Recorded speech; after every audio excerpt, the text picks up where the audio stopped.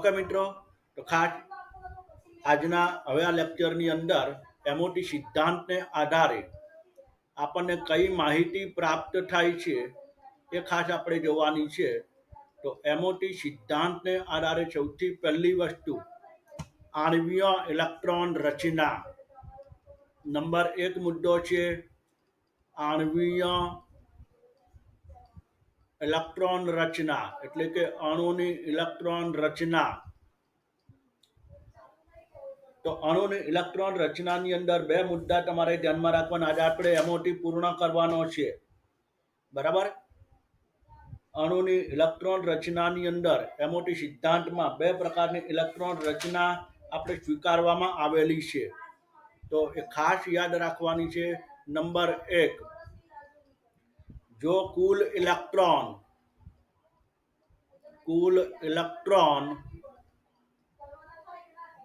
આ કુલ એટલે અણુના ઇલેક્ટ્રોન, આપણે અણુની ઇલેક્ટ્રોન રચના, આણ્વીય એટલે અણુની ઇલેક્ટ્રોન રચના. જો કુલ ઇલેક્ટ્રોન 14 કે તેથી ઓછા હોય, ખાસ ધ્યાનમાં રાખજો, કુલ ઇલેક્ટ્રોન 14 કે તેથી ઓછા હોય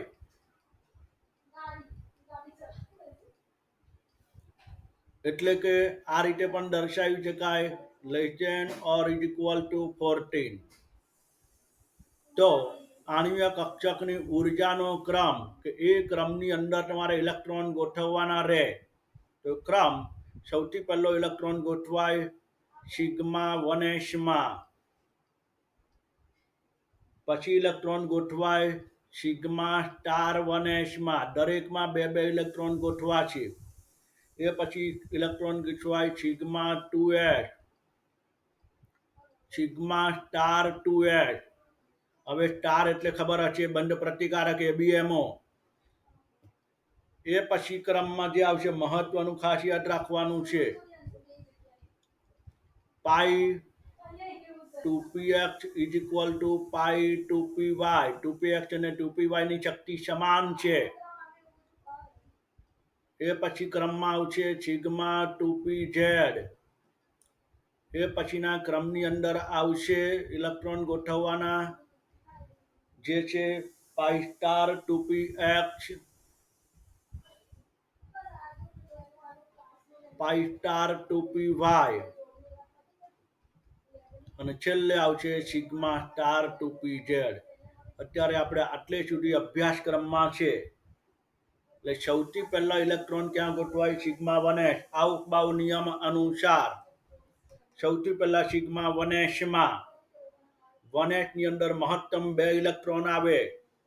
3 ઇલેક્ટ્રોન ન ગોઠવી શકાય. પાઉલી સિદ્ધાંત, પાઉલીનો નિષેધ સિદ્ધાંત, મહત્તમ 2 ઇલેક્ટ્રોન, બરાબર.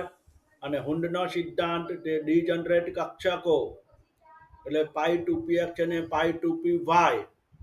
પાઈ 2px ની અંદર ઇલેક્ટ્રોન ગોઠવવામાં આવે તો પહેલા તમારે એક ઇલેક્ટ્રોન અહીં ગોઠવવો પડે, પછી બીજો ગોઠવવામાં આવે તો બીજો અહીંયા ગોઠવવાનો, કારણ કે બંનેની શક્તિ સમાન છે.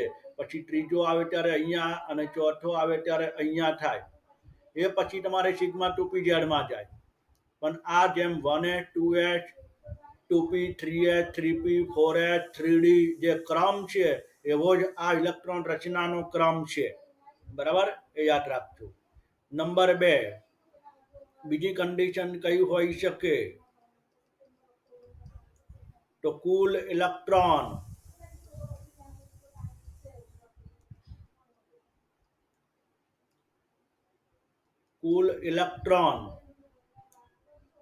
14 થી વધારે હોય, એટલે કે 14 થી 20 ની વચ્ચે.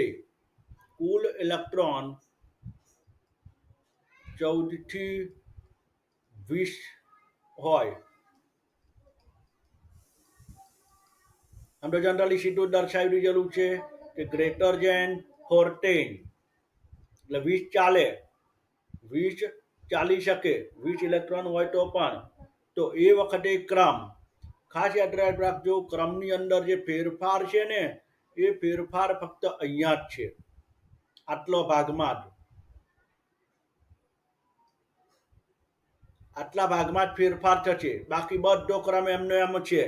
એટલે કે હવે જે ઇલેક્ટ્રોન રચનાનો ક્રમ તો આ રીતે આવશે sigma 1s sigma star 1s sigma 2s sigma star 2s હવે પેલામાં પાઈ 2p x આવ્યું અહીંયા પહેલા આવશે સિગ્મા 2pz પછી આવશે pi 2p x is equal to pi 2py હવે આવશે પાઈ સ્ટાર હવે ક્રમ નહીં બદલાય ખાલી એક જ જગ્યાએ અહીંયા ફેરફાર છે pi star 2px is equal to pi star 2py અને પછી આવશે સિગ્મા સ્ટાર 2pz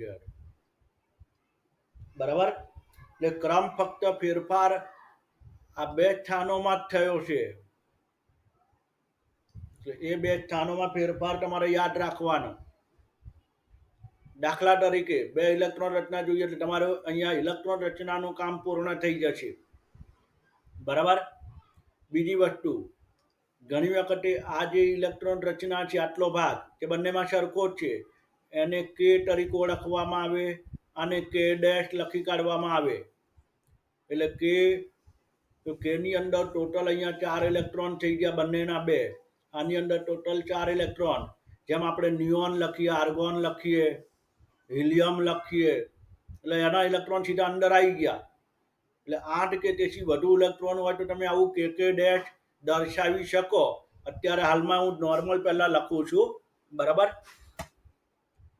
તો સૌથી પહેલી આ માહિતી આટલી ઇલેક્ટ્રોન રચના અંગેની સ્ક્રીનશોટ લઈ લો પહેલા 14 કે તેથી ઓછા હોય એમાં ઓકે નેક્સ્ટ 14 કે તેથી વધુ હોય એમાં એટલે 14 ના આવે 14 પેલામાં જતું રહ્યું બરાબર ઓકે હવે એક ઇલેક્ટ્રોન રચનાને આધારે આપણે માહિતી પછી જે બધું શીખવાનું છે દાખલા તરીકે તમને અહીંયા આપવામાં આવેલો છે C2 અણુની ઇલેક્ટ્રોન રચના તો C2 અણુ એટલે એની અંદર કોણ છે બે કાર્બન C2 અણુમાં બે કાર્બન એક કાર્બનનો પરમાણુ ક્રમાંક કેટલો 6 તો બે કાર્બન થાય એટલે ટોટલ કેટલા ઇલેક્ટ્રોન થઈ જાય 12 તો બેઝિક આપણને ખબર હોવી જોઈએ બે સોરી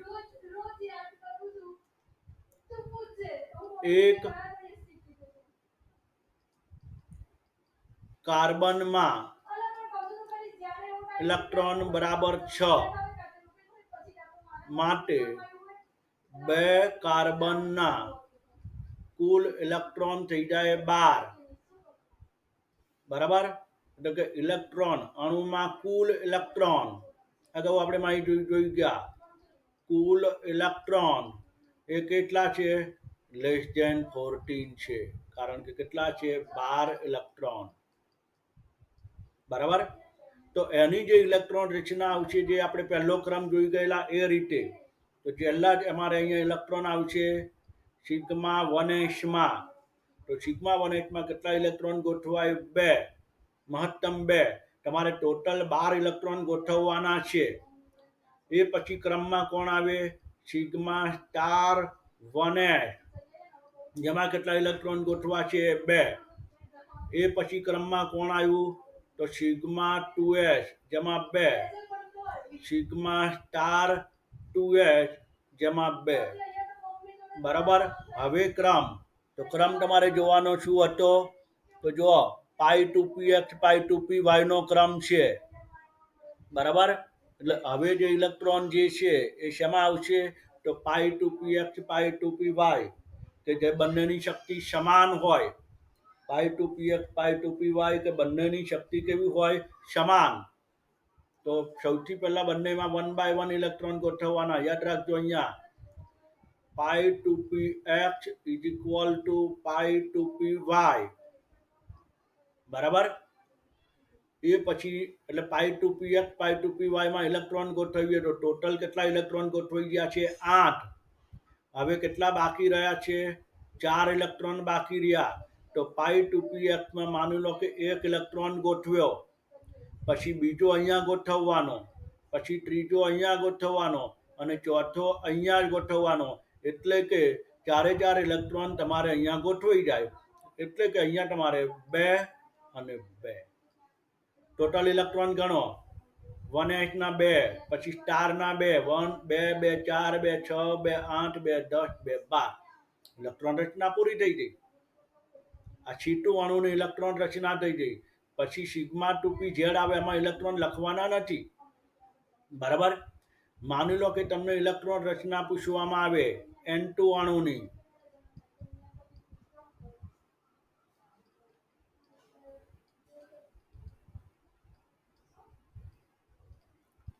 N2 અણુની ઇલેક્ટ્રોન રચના પૂછવામાં આવે તો એક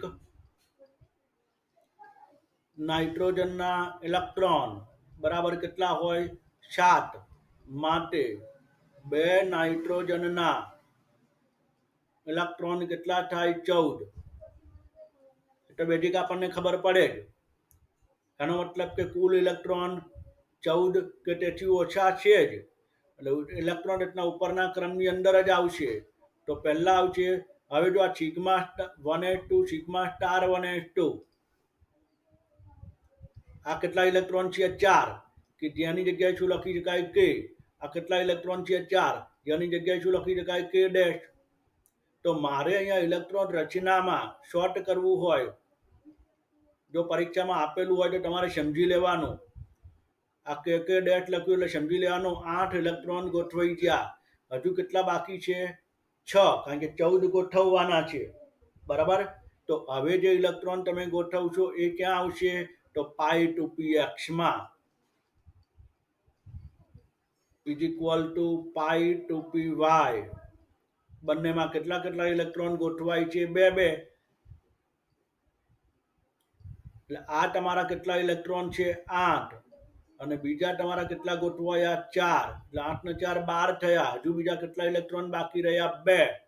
તો હવે એ જે ઇલેક્ટ્રોન છે એ તમારે ક્યાં આવશે તો સિગ્મા, અને પછી જે ક્રમમાં આવે છે કોણ સિગ્મા 2pz, જેમાં 2 ઇલેક્ટ્રોન. તો અહીંયા N2 અણુની ઇલેક્ટ્રોન રચના થઈ ગઈ આ, બરાબર. તમે કે ડેશની જગ્યાએ ઉપર જે લખેલું છે sigma 1s star 1s sigma 2s sigma star 2s પણ લખી શકાય. આ તો એક શોર્ટ બતાવ્યો તમને રસ્તો, બરાબર. ઓકે, એ જ રીતે હવે આગળ તમને પૂછવામાં આવે O2 અણુની રચના, O2 અણુની ઇલેક્ટ્રોન રચના.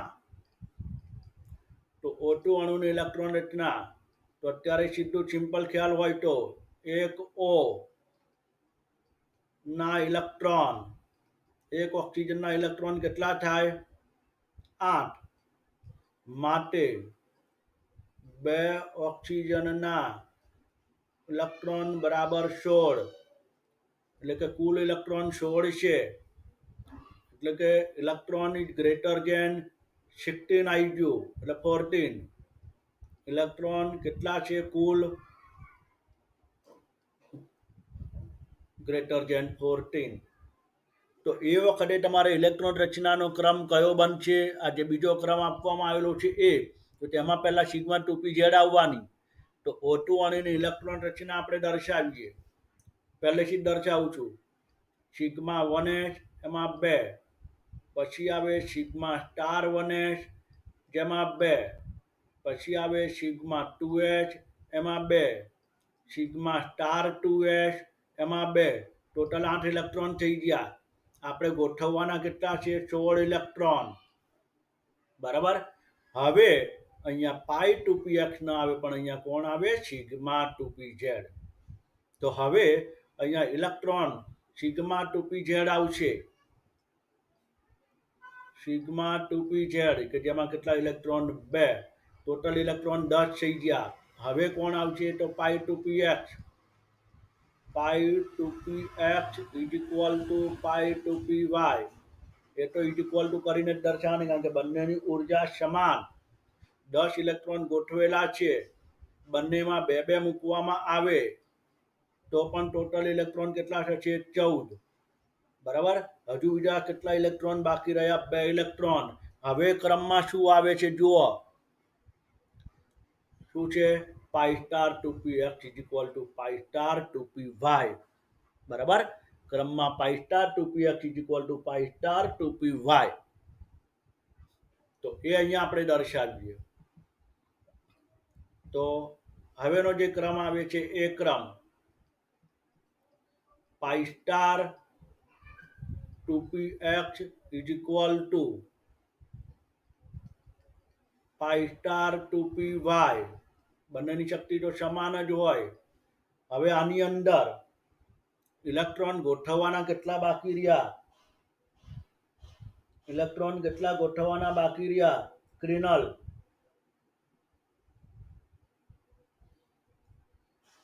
506 ક્રિનલ. Yes sir. હા, કેટલા ઇલેક્ટ્રોન ગોઠવવાના બાકી રહ્યા? 2. 2. તો કેમ મૂકીશું? 2px માં બંને મૂકી દઈશું. ક્રિનલ હા. બંને ઇલેક્ટ્રોન 2px માં મૂકીશું. ના, તો એક 2px માં ને એક 2py માં. હા, વેરી ગુડ. બંનેમાં અહીંયા તમારે એક એક ઇલેક્ટ્રોન મૂકવાનો રહેશે, કારણ કે બંનેની શક્તિ સમાન છે અને 2 ઇલેક્ટ્રોન ગોઠવવાના છે, તો બંનેમાં એક એક ઇલેક્ટ્રોન આવે. બરાબર. હવે મિત્રો આ બધું વસ્તુ શું છે? કક્ષકો જ છે. આ બધી કક્ષકોને હું અહીંયા જો આ રીતે અહીંયા બ્લોક દોરું, આ બધાના હું બ્લોક દોરું છું, બીજું કઈ છે નહીં. આપણે પરમાણુ કક્ષકોમાં બ્લોક દોરીએ છીએ. આ બંનેની શક્તિ સમાન એટલે બંનેનો બ્લોક જોઈન્ટ. આ બંનેની શક્તિ સમાન એટલે બંનેનો બ્લોક જોઈન્ટ. હવે જે ઇલેક્ટ્રોન અંદર ગોઠવેલા છે એ પહેલામાં 2 ઇલેક્ટ્રોન, તો ઇલેક્ટ્રોન તો આ રીતે જ આવે. જેમ પરમાણુમાં ઇલેક્ટ્રોન ગોઠવાય એ રીતે જ અણુમાં ઇલેક્ટ્રોન છે, પણ અણુનો ઇલેક્ટ્રોન આણ્વિય કક્ષકમાં ગોઠવાય. અહીંયા 2 ગોઠવેલા છે જ. બરાબર. હવે અહીંયા શું આવે? એક એક. અહીંયા ઇલેક્ટ્રોન કઈ રીતે આવશે? એક એક ઇલેક્ટ્રોન આવશે. બરાબર. તો હવે એક એક ઇલેક્ટ્રોનને આધારે અહીંયા ઓક્સિજનની અંદર આ ઓક્સિજનની રચના છે. બરાબર. 549. હા સર. અહીંયા જે ઓક્સિજનની રચના જે આપણે દર્શાવી એમાં એની અંદર અયુગ્મિત ઇલેક્ટ્રોન છે કે નહીં?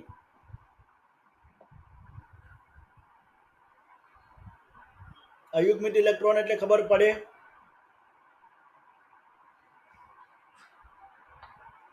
હા. અયુગ્મિત ઇલેક્ટ્રોન એટલે શું? 2. છે ને અયુગ્મિત? હા સર, 2 અયુગ્મિત ઇલેક્ટ્રોન. હા, જે 2 સિંગલ ઇલેક્ટ્રોન છે અયુગ્મિત છે. બરાબર. ઓકે. નેક્સ્ટ જાનવી 529. 529 જાનવી.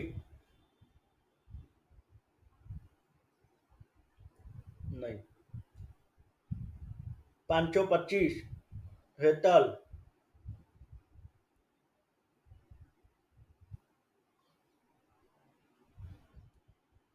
517 બંશી.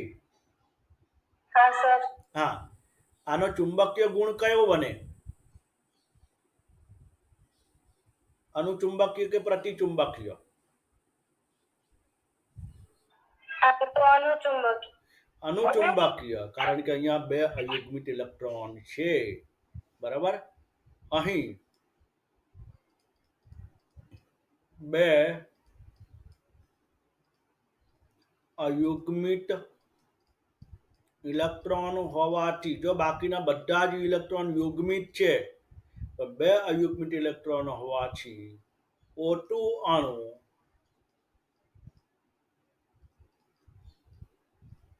એ અનુચુંબકીય ગુણ દર્શાવે.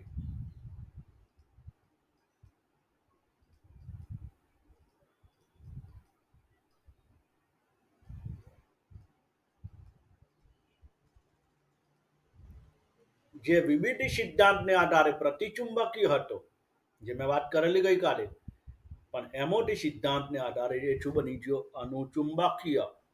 અગાઉ નાઇટ્રોજનમાં બધા જ ઇલેક્ટ્રોન યુગ્મિત છે N2 માં, તો નાઇટ્રોજન પ્રતિચુંબકીય છે. કાર્બનમાં C2 માં બધા જ ઇલેક્ટ્રોન યુગ્મિત છે, તો પ્રતિચુંબકીય છે. બરાબર? તો આ આપણે અહીંયા ધ્યાનમાં રાખવાનું છે. અહીંયા આને આધારે પછી હવે આગળ માહિતી સમજીએ. અહીંયા પહેલા દર્શાવ સ્ક્રીનશોટ લઈ લો. C2 અણુ,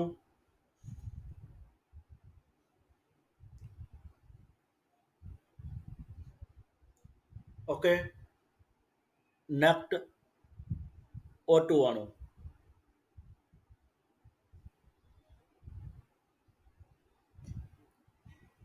ઓકે. એટલે મેઇન વસ્તુ તમારે ક્રમ તમારે ખાસ યાદ રાખવો પડશે. હવે આ ચુંબકીય ગુણને આધારે, આ ઇલેક્ટ્રોન રચનાને આધારે કઈ કઈ માહિતીઓ પ્રાપ્ત થશે એ આપણે ખાસ સમજવાનું છે.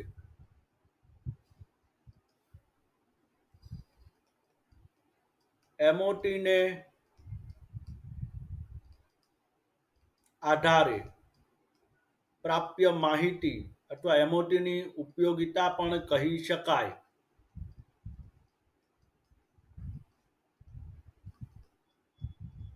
અને હું તમને એવી સીધી ટેકનિક આપી દઈશ, સીધું સ્પષ્ટ તમને ક્લિયર થઈ જશે. બરાબર? તો નંબર 1 મુદ્દો, બંધ ક્રમાંક. બંધ ક્રમાંક. તો બંધ ક્રમાંક માટેનું સૂત્ર છે, એ સૂત્ર આ રીતે લખવામાં આવે છે: NB માઇનસ Na/2, જ્યાં NB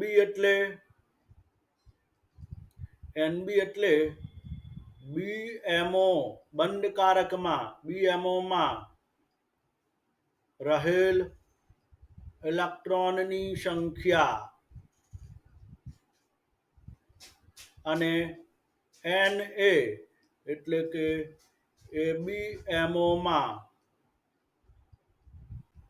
રહેલ ઇલેક્ટ્રોનની સંખ્યા, જે NB ઇઝ ઇક્વલ ટુ અને Na ઇઝ ઇક્વલ ટુ. બરાબર? તો NB અને Na એટલે શું સમજવાનું? Na એટલે સ્ટાર વાળા, જેટલા બી સ્ટાર વાળા હોય બધા Na કહેવાય, એમાં જે ઇલેક્ટ્રોન હોય એ. પણ હું તમને અહીંયા બેઝિક સીધું જ આપી દઈશ કે આટલા ઇલેક્ટ્રોન એટલે આ જ બંધ ક્રમાંક, ક્યાંય તમારે શોધવું નહીં પડે, ક્યાંય ઇલેક્ટ્રોન રચના નહીં લખવી પડે, ડાયરેક્ટ કામ થઈ જશે તમારું. બરાબર? હવે આ બંધ ક્રમાંકને આધારે અલગ અલગ જે સંબંધ છે સીધો યાદ રાખજો. બંધ ક્રમાંક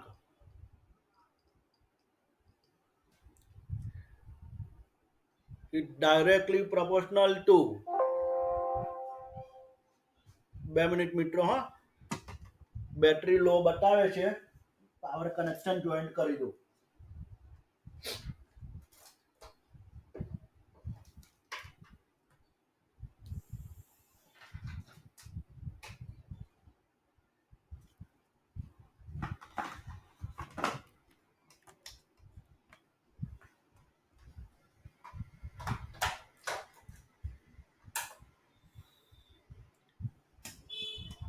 ઓકે. બંધ ક્રમાંક એ ચલે છે બંધ ઉર્જા, એટલે કે બંધ એન્થાલ્પી. એ જે ચલે છે અણુની સ્થિરતા, સ્ટેબિલિટી. જે પ્રશ્નો બધા પૂછાતા હોય છે હવે એને આધારે એ ચલે છે 1/, બંધ લંબાઈ. બંધ ક્રમાંક વધે તો બંધ લંબાઈ ઘટે. આ એક આખી માહિતી આપણે અહીંયા ધ્યાનમાં રાખીશું. બરાબર? જે બંધ ક્રમાંકને આધારે આ માહિતી એક પૂછાતી હોય. નંબર 2, બીજો મુદ્દો જે આપણે જાણીએ છીએ એ જે છે ચુંબકીય ગુણ.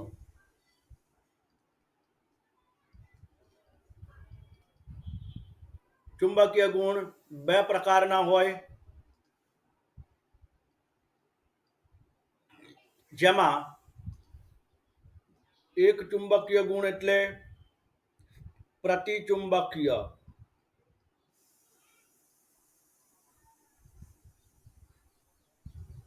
બીજો ચુંબકીય ગુણ એટલે અનુચુંબકીય.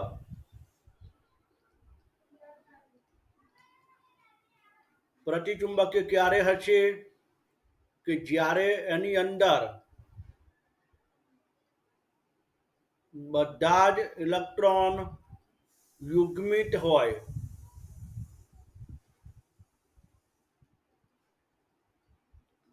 અનુચુંબકીય ક્યારે હશે કે માત્ર એક અયુગ્મિત ઇલેક્ટ્રોન હોય તો પણ. એવું નથી કે એક જ હોવું જોઈએ, બે અયુગ્મિત ઇલેક્ટ્રોન હોય તો પણ ચાલે, પણ ઓછામાં ઓછો એક અયુગ્મિત ઇલેક્ટ્રોન હોવું જોઈએ. વધુ સારો શબ્દ આપણે ઓછામાં ઓછો, માત્રની જગ્યાએ ઓછામાં ઓછો એક અયુગ્મિત ઇલેક્ટ્રોન.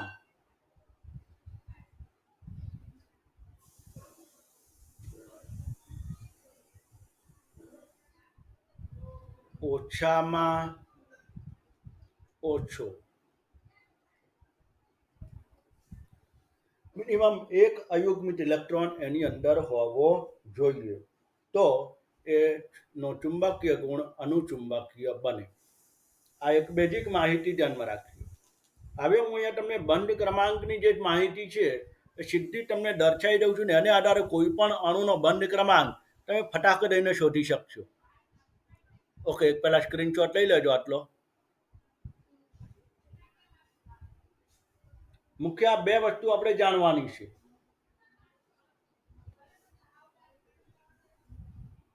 ઓકે,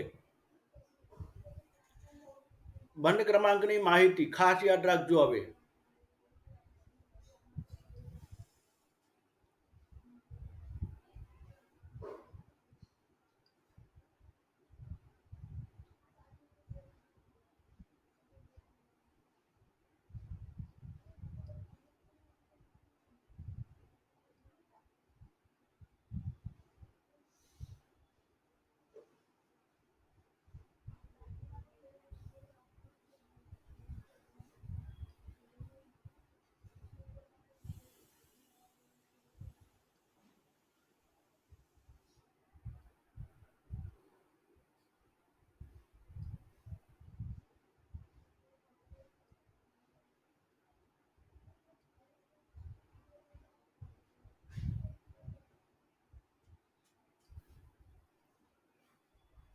અહીંયા કુલ ઇલેક્ટ્રોન,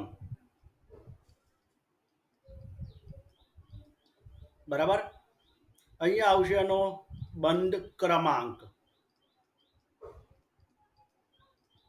એ જ રીતે આ બાજુ કુલ ઇલેક્ટ્રોન, અહીંયા આવશે એનો બંધ ક્રમાંક. બરાબર, સીધે સીધું સ્પષ્ટ યાદ રાખી લેવાનું છે, કઈ માથાકૂટમાં પડવાની જરૂર નહીં. જો બંધ ક્રમાંક કુલ ઇલેક્ટ્રોન 1 હોય, 2 હોય, 3 હોય, 4 હોય, 5, 6, 7 અથવા 8. એ જ રીતે નેક્સ્ટ આગળ શું આવશે? 9, 10, 11, 12, 13, 14, 15, 16.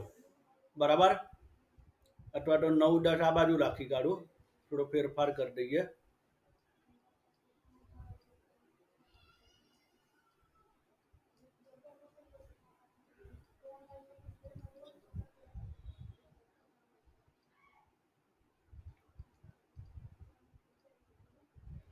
પહેલા આટલા જોઈ લઈએ. જો હવે કુલ ઇલેક્ટ્રોન 1 હોય, કુલ ઇલેક્ટ્રોન 1 હોય તો ખાસ ધ્યાનમાં રાખજો બંધ ક્રમાંક બનશે 0.5. અહીંયા બંધ ક્રમાંક પોઈન્ટમાં પણ હશે, જે વીબીટી સિદ્ધાંત ના પાડે છે. વીબીટી સિદ્ધાંત બંધ ક્રમાંક 1, 2 અને 3 જ કહે છે. તો મિત્રો લેફ્ટ ના થતા જે છે હવે જોડાયેલા રહેજો પ્લીઝ. બંધ ક્રમાંક ઇલેક્ટ્રોન 2 હોય તો બંધ ક્રમાંક 1, કુલ ઇલેક્ટ્રોન 3 તો બંધ ક્રમાંક 0.5, કુલ ઇલેક્ટ્રોન 4 તો બંધ ક્રમાંક કુલ ઇલેક્ટ્રોન 4 હોય તો બંધ ક્રમાંક 0, કુલ ઇલેક્ટ્રોન 4 હોય તો બંધ ક્રમાંક 0. ત્યારબાદ જો 5 ઇલેક્ટ્રોન હશે, જો 5 ઇલેક્ટ્રોન હશે તો બંધ ક્રમાંક 0.5. ત્યારબાદ 6 ઇલેક્ટ્રોન હશે તો બંધ ક્રમાંક 1, 7 ઇલેક્ટ્રોન હશે તો 0.5, 8 ઇલેક્ટ્રોન હશે તો 0. બરાબર, આ ધ્યાનમાં રાખો. ત્યારબાદ એટલે તમને અહીંયા ખ્યાલ આવે છે બે જો 0.5, 1.50, 0.5, 1.50. બરાબર, આ કોઈ પણ ઇલેક્ટ્રોન રચના માટે તમારે આ જ બને. હવે 9, 10, 11, 12, 13 થી આપણે જે શરૂઆત કરીએ તો ખાસ યાદ રાખો 14 ઇલેક્ટ્રોન હોય, 14 ઇલેક્ટ્રોન હોય તો બંધ ક્રમાંક 3 બને. 14 થી નીચે તરફ જાઓ એટલે બંધ ક્રમાંક -0.5 થતા જાય. 14 થી ઉપર જાઓ એટલે બંધ ક્રમાંક -0.5 થતા જાય. આ યાદ રાખવાનું. બરાબર, આ રીતે આગળ વધતું જવાનું. તો હું અહીંયા માની લો કે સેન્ટરમાં અત્યારે 14 લખું, 14 થી નીચે અહીંયા આવે 15, 16, 17 અને 18, પછી 19 અને 20. તો 14 છે ત્યારે એનો બંધ ક્રમાંક કેટલો હશે? 3.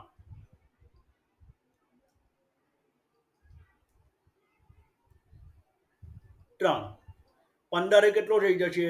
2.5. 16 એ કેટલો થશે? 2, જો ઓક્સિજનમાં હોય. 17 એ કેટલો થશે? 1.5.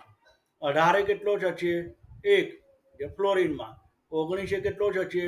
0.5 અને 20 એ કેટલો થશે? 0.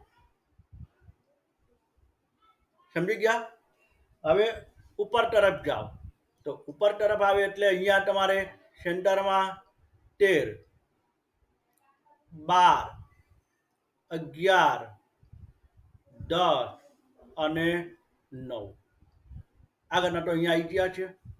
તો 13 ની અંદર તમે જુઓ તો બંધ ક્રમાંક 13માં કેટલો થશે? 2.5. 13માં થશે 2.5. 12 2, જે કાર્બનમાં હોય. 11 1.5, પછી 10 તો 1, 9 0.5, જો 8 0 આવી ગયો ઉપર. બરાબર, એટલે કે 14 સેન્ટરમાં, 14 તમારો જે છે એ સેન્ટરમાં અહીંયા, તો 14 વાળા ભાગમાં જે તમારે ખાસ ધ્યાનમાં રાખવાનું કે જ્યાં આગળ આ રીતે ઇલેક્ટ્રોન 14 તો બંધ ક્રમાંક 3. બરાબર, એટલે આ એક ખાસ યાદ રાખજો કોષ્ટક. શેર ઉપર કરીને પછી વ્યવસ્થિત કરું, સ્ક્રીનશોટ પછી લઈ લેજો.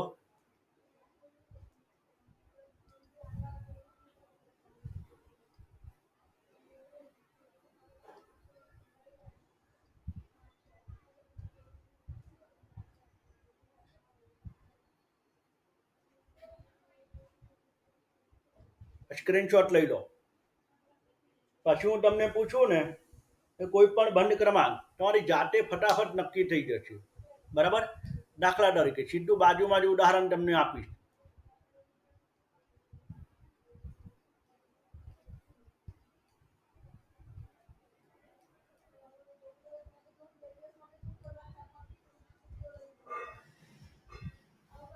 જો હવે દાખલા તરીકે બહુ ઝડપથી ખ્યાલ આવી જશે. તમને પૂછવામાં આવે અલગ અલગ અણુ તમને અહીંયા લેતો જઈશ. બરાબર, 1 મિનિટ.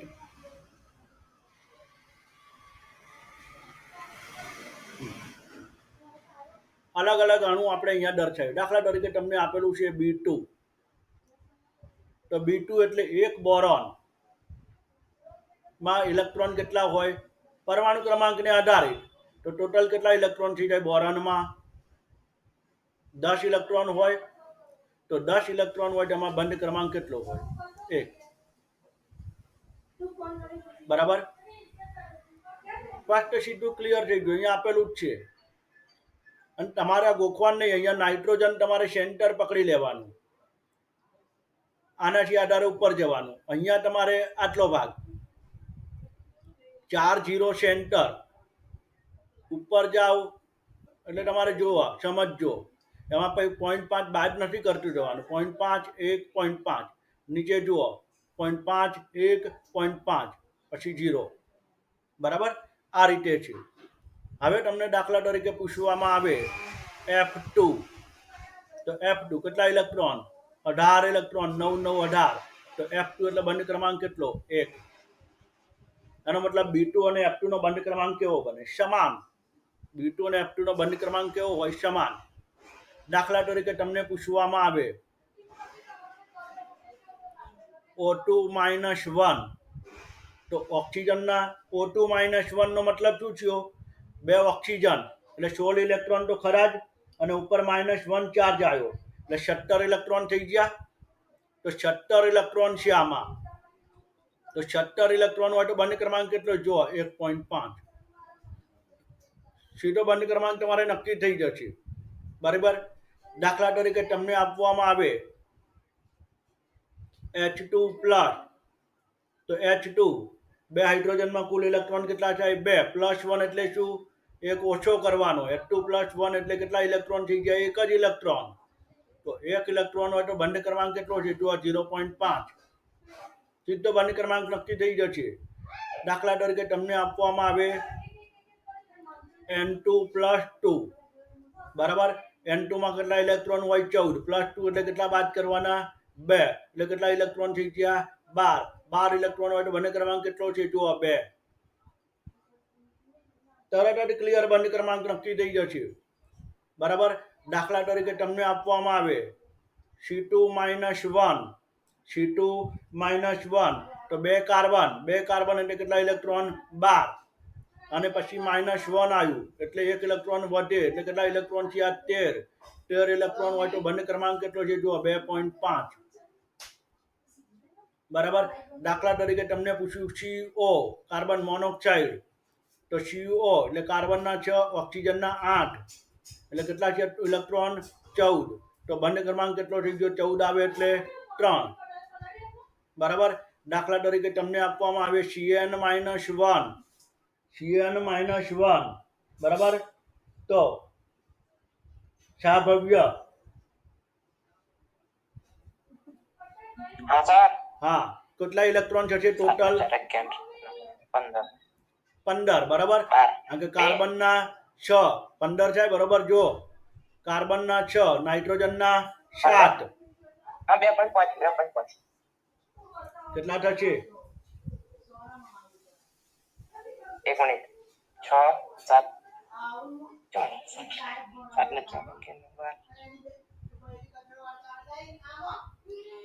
એટલે એમને એમ ગણવાના, આમાં તો આવડી જાય. 2.5. અરે ઇલેક્ટ્રોન કેટલા થાય? 15.